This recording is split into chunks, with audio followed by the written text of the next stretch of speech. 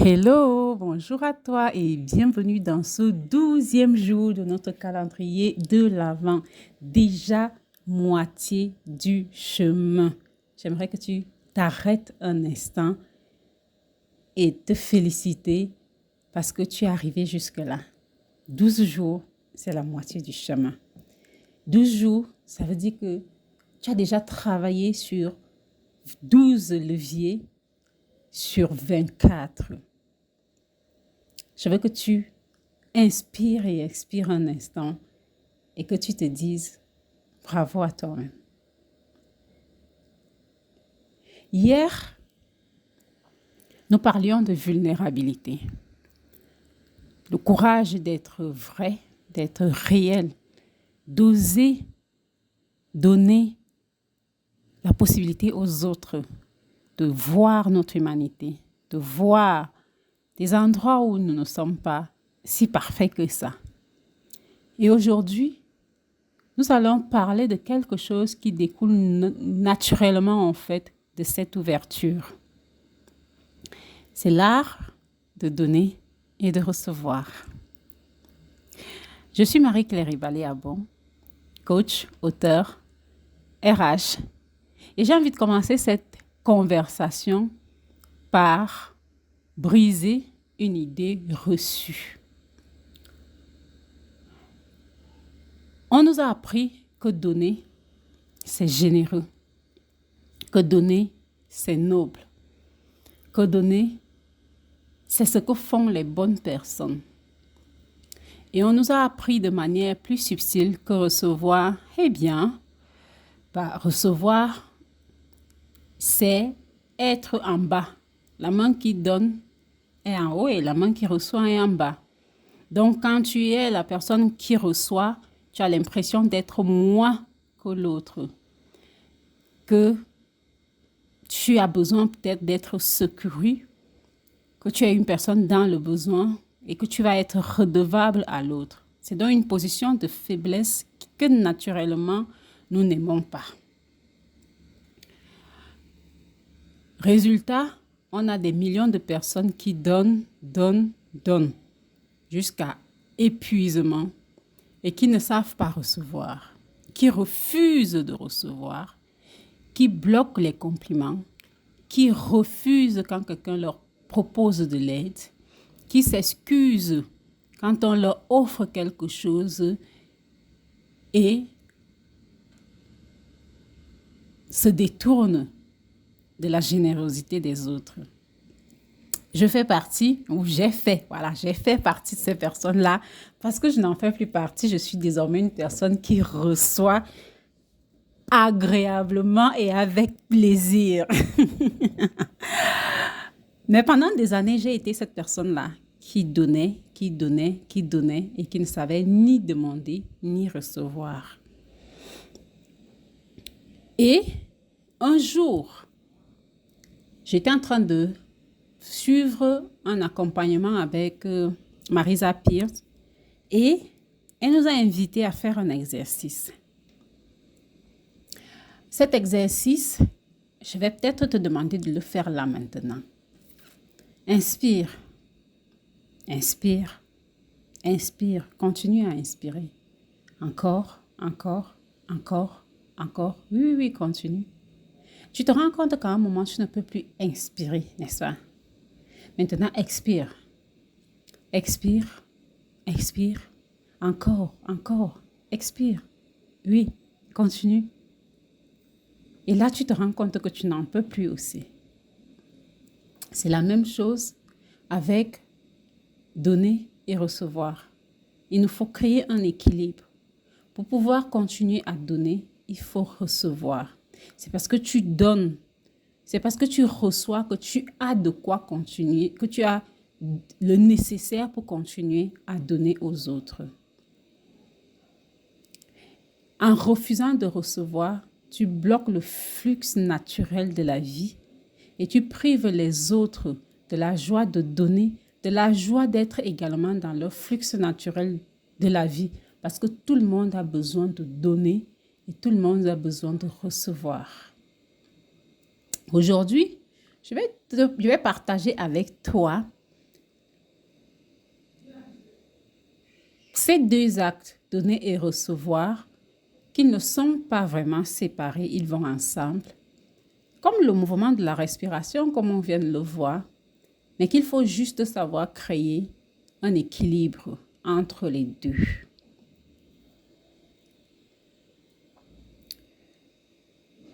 Donc, imagine que tu traverses une période difficile, disons financièrement ou émotionnellement, et que tu te retrouves au fond du trou. Un ami proche le remarque et te dit, je t'invite à dîner aujourd'hui. J'aimerais qu'on discute. Ne t'inquiète pas, c'est moi qui invite.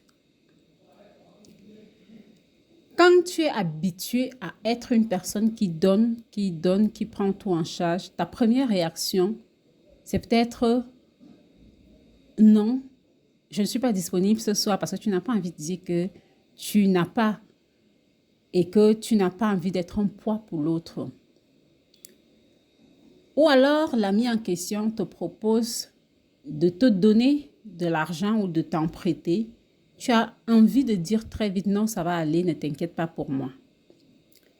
Et il se peut qu'il insiste et que tu finisses par accepter, mais tu es mal à l'aise. Et toute la soirée ou toutes les semaines qui vont suivre, si c'était une question où il t'a partagé, où il t'a prêté ou donné de l'argent, ou si c'est parce qu'il voulait échanger avec toi et t'a invité à dîner pour que vous puissiez vous asseoir et parler, bah, si c'est pour parler, bah, tu auras tendance à te sentir mal à l'aise toute la soirée.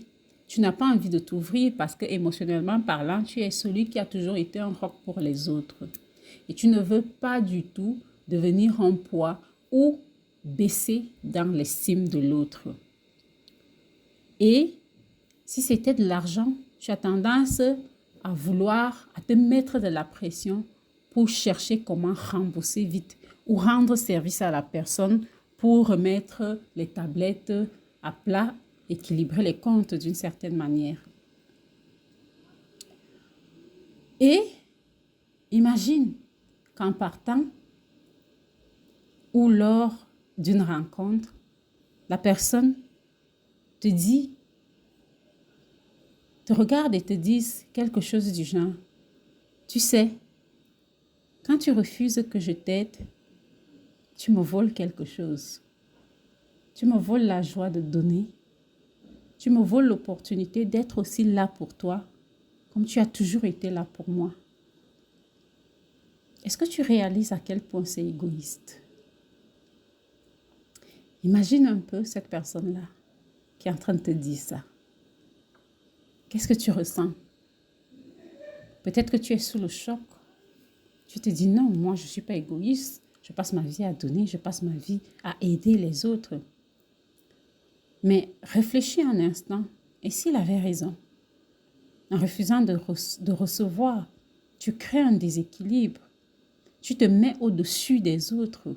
Tu te considères au-dessus des autres, en position de celui qui donne toujours. Et tu ne laisses jamais les autres te nourrir en retour, alors qu'ils ont des milliards de richesses qu'ils peuvent partager avec toi. Et oui, tu les prives du plaisir de contribuer à ta vie comme toi tu contribues à leur vie. Et peut-être là, tu comprends que donner et recevoir ne sont pas un jeu de compatibilité, ni un jeu de comptabilité. Ce n'est pas je donne dont tu me dois, je donne dont je suis supérieur à toi. Non, c'est un flux, comme la respiration. Quand l'air entre dans tes poumons, tu ne te sens pas redevable envers l'univers ou envers Dieu qui t'a créé, envers l'univers qui t'entoure parce qu'il est plein d'air, envers Dieu qui te donne la possibilité de continuer à respirer aujourd'hui. Tu ne te sens pas redevable. Tu ressens certainement de la gratitude, mais tu ne passes même pas ton temps à penser à ça parce que pour toi, inspirer et expirer, c'est la chose la plus naturelle qui soit. Donner et recevoir, c'est pareil. C'est de l'énergie qui circule, c'est de l'amour qui circule, c'est de l'abondance qui circule. Et quand tu bloques l'un des deux mouvements, tu étouffes le flux entier. Alors, comment on apprend à donner autant qu'on reçoit ou à recevoir autant qu'on donne?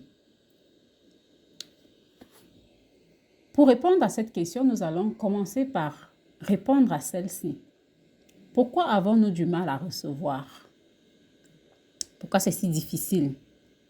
Il y a plusieurs raisons à ça. La première chose, ce sont nos croyances.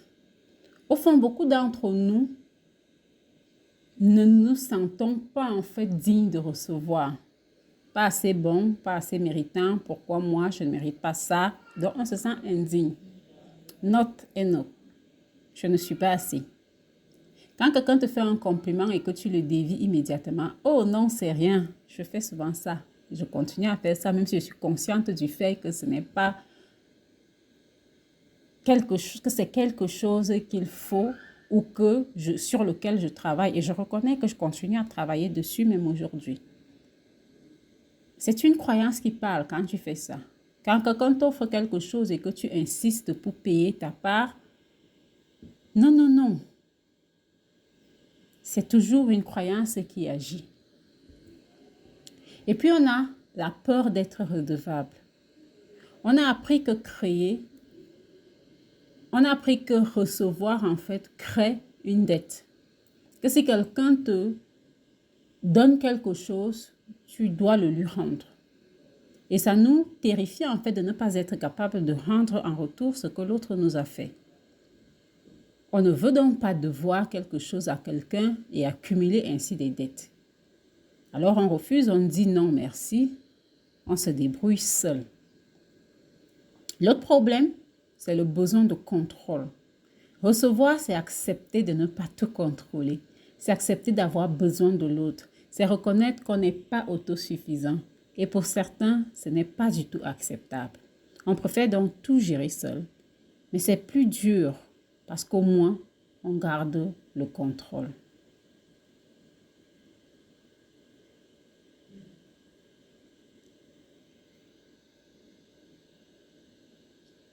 Ensuite, on a le complexe de l'identité du donneur. Oui, on a construit notre identité autour du fait d'être celui qui donne, celui qui aide, celui qui est fort. Si on accepte de recevoir, si on montre qu'on a besoin, on perd cette identité et on devient faible et on a peur d'être moins considéré, moins respecté, moins admiré par les autres. Et puis il y a l'orgueil déguisé. On refuse de recevoir. Je n'ai pas besoin de ça. Non, ce n'est pas nécessaire. En d'autres termes, tu es en train de dire, je n'ai besoin de personne, je me suffis à moi-même. Ça sonne noble, mais en réalité, c'est une forme d'isolement. On se coupe des autres. Toutes ces raisons créent un blocage. Tu donnes, tu donnes, tu donnes. Mais tu ne reçois jamais. Vraiment, tu t'épuises, tu te vides. Et puis, il y a d'autres personnes qui sont championnes pour recevoir, mais qui ne savent pas donner du tout. C'est comme des éponges. Ils reçoivent, ils aspirent, ils aspirent, ils aspirent, ils aspirent.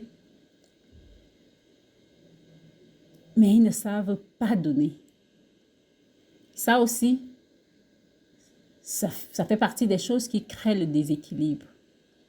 En refusant de donner ou de recevoir, tu bloques ta capacité à faire l'inverse de manière pleine. On ne peut pas donner indéfiniment, comme on ne peut pas recevoir indéfiniment. Ça finit par déborder. Alors, l'autre chose qu'on doit intégrer pour pouvoir créer justement cet équilibre, c'est que tu es un canal, pas un réservoir. Imagine une rivière. L'eau coule, elle circule et elle nourrit tout sur son passage. Si tu viens, tu construis un barrage, qu'est-ce qui se passe? D'un côté, l'eau s'accumule et stagne. De l'autre, elle se tarit et plus rien ne circule, plus rien ne pousse. L'énergie, l'amour, l'argent, les opportunités, l'aide, les compliments, tout ça doit circuler à travers toi. Tu reçois, tu donnes, tu reçois, tu donnes. Et ce mouvement crée la vie. Quand tu donnes sans recevoir, tu t'épuises. Tu donnes, donnes, donnes jusqu'à ce qu'il ne reste plus rien. Tu te sacrifies, tu développes du ressentiment, tu finis par donner par obligation plutôt que par joie. Et le Seigneur aime celui qui donne avec joie. Et même la personne qui reçoit aime quand on lui donne avec joie. Et recevoir sans donner nous amène à stagner. On accumule. Tu prends, tu prends, tu prends, mais rien ne sort. Tu deviens un trou noir où les choses entrent et se perdent. Ça ne circule pas. Ça ne s'étend pas à d'autres. Et les gens finissent par s'éloigner parce qu'ils s'en rendent bien compte. Donner et recevoir permet de créer un flux équilibré. On vit dans en harmonie avec la loi de la circulation. Tu donnes généreusement sans compter parce que tu sais que tu seras rempli. Tu reçois avec gratitude sans culpabilité parce que tu sais que toi aussi tu vas donner. Peut-être pas à la même personne, mais à une autre personne. Quand tu offres un sourire à quelqu'un, ce n'est pas pour que cette personne te rende ce sourire nécessairement. C'est peut-être pour qu'il porte ce sourire et l'offre à quelqu'un d'autre qui en a besoin. Plus tu t'ouvres à recevoir, plus tu as à donner. Et plus tu donnes généreusement, plus l'univers te renvoie. Ce n'est pas du karma, désolé. Ce n'est pas je donne pour recevoir, ce n'est pas un échange, ce n'est pas un trade. C'est plus subtil que ça. Parce que tu comprends que tu fais partie d'un système vivant où l'énergie circule. Tu comprends que tu es là pour contribuer à un projet qui est peut-être plus grand que toi, que tu reçois et que ta responsabilité est également de donner. Donc, ne deviens pas un barrage, sois une rivière, ne sois pas un réservoir, sois un canal. Et maintenant, je vais te proposer une perspective qui va peut-être tout changer pour toi. Recevoir est un acte de générosité envers l'autre. Oui, tu as bien entendu. Quand tu acceptes de recevoir, tu offres quelque chose à l'autre. Quand quelqu'un te fait un compliment et que tu l'accueilles avec un simple merci, ça me touche, tu lui offres la joie de t'avoir fait plaisir. Tu valides son observation, tu honores son geste. Quand quelqu'un t'offre son aide et que tu l'acceptes, tu lui offres l'opportunité de se sentir utile, de contribuer, de faire une différence. Quand quelqu'un veut te payer un café, un thé, un jus, une pizza, un plat de sanga, un plat de coque sucré, oui, surtout celui qui est sucré, un plat de ndolé, tu lui offres et que tu dis oui, merci, c'est gentil. Tu lui offres la possibilité de se montrer généreux sans le fardeau d'avoir à te convaincre. Pense à toi quand tu donnes. Comment te sens-tu quand ton cadeau est accueilli avec joie? Quand ton aide est acceptée avec gratitude? Tu te sens bien, non? Tu te sens utile, aimé et en connexion avec les autres. Maintenant, comment te sens-tu quand ton cadeau est refusé? Quand ton aide est rejetée? It stinks a little bit. ça fait un peu mal, ça crée une certaine distance. Et donc, tu comprends que accepter de recevoir, c'est offrir à l'autre la joie de donner. Et donc, recevoir, en fait, c'est donner. Et donner, c'est recevoir également. On comprend qu'on n'est pas seul dans cet échange, que l'autre a aussi besoin de contribuer à notre vie, comme nous avons besoin de contribuer à la vie de l'autre. Et donc, on se sent bien dans ce cercle, dans cette dynamique. Alors, la prochaine fois que quelqu'un veut te donner quelque chose, un compliment, un cadeau, une aide, pose-toi cette question. Est-ce que je vais me montrer généreux en acceptant ce don ou égoïste en le refusant? Et j'espère que tu choisiras de le recevoir avec grâce. Maintenant, passons à la pratique. Je vais te guider à travers 3 exercices pour équilibrer ton donner et recevoir. Première chose, on va faire l'exercice de l'inventaire. Prends de quoi écrire. Divise la page en 2 colonnes. Une colonne donner et l'autre recevoir. Dans la colonne donner, liste tout ce que tu donnes aux autres. Ton temps à qui? Si c'est plusieurs personnes, tu mets toutes ces personnes. Ton aide à qui et comment? Ton argent à qui? Pourquoi? Ton attention à qui? Quand? Où? Pourquoi? Ton amour à qui?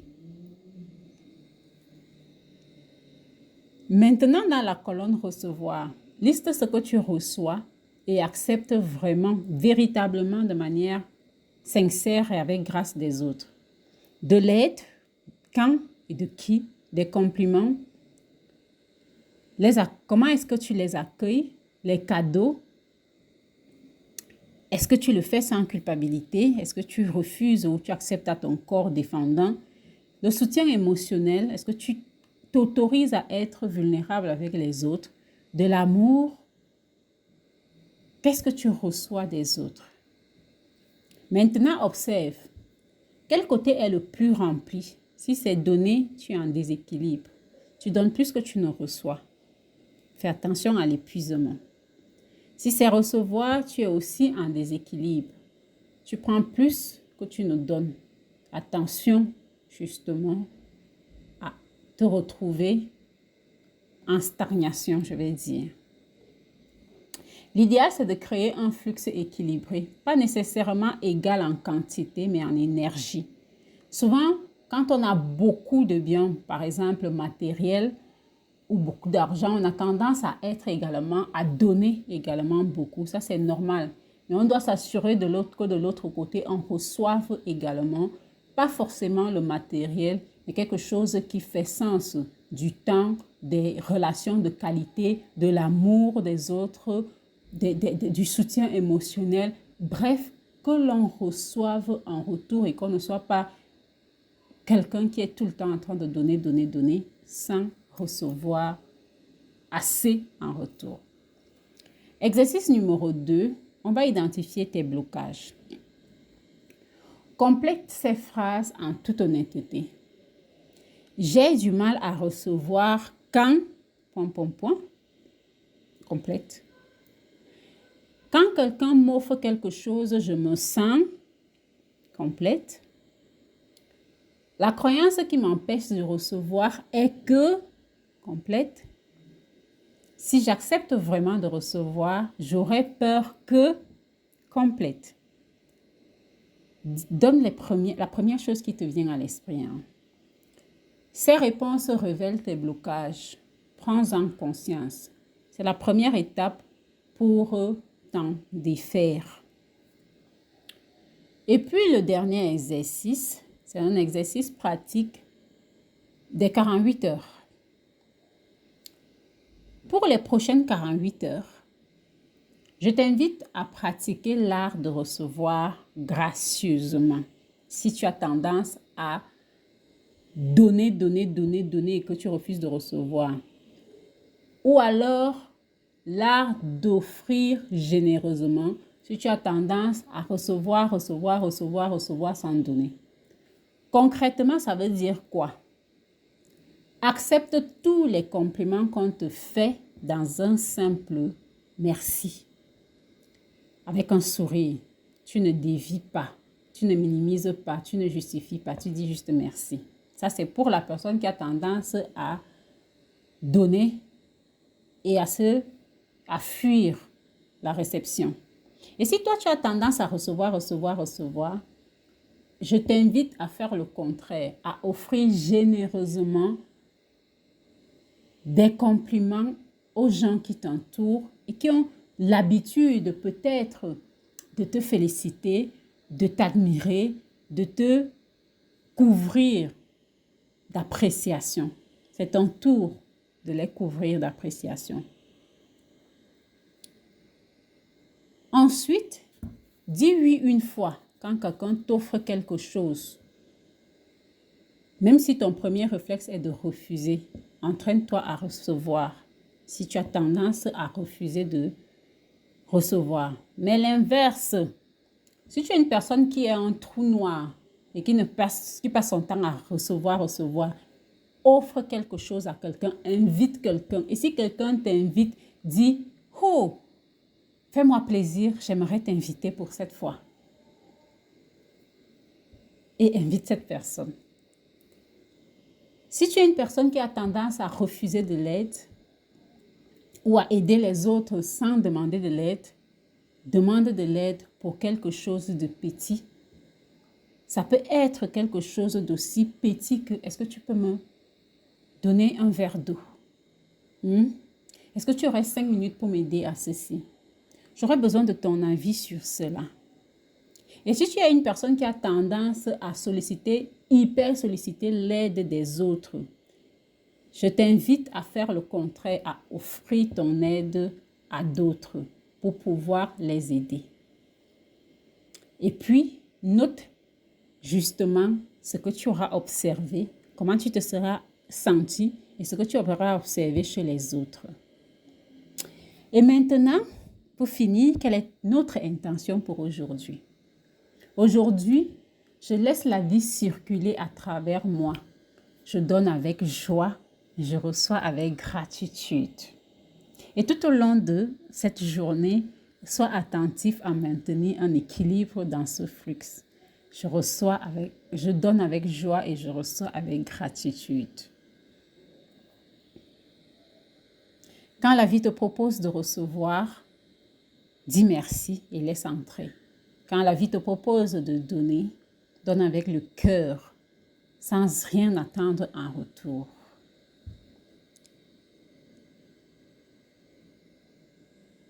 L'abondance n'est pas dans l'accumulation, elle est dans la circulation, elle est dans le partage. Et c'est parce que je commence à donner plus que je reçois plus. Parce que je commence à recevoir plus que j'en ai plus à donner. C'est un cercle vertueux. Alors, donne avec joie, reçois avec gratitude. On se retrouve demain. D'ici là, prends bien soin de toi et souris car tu es extraordinaire.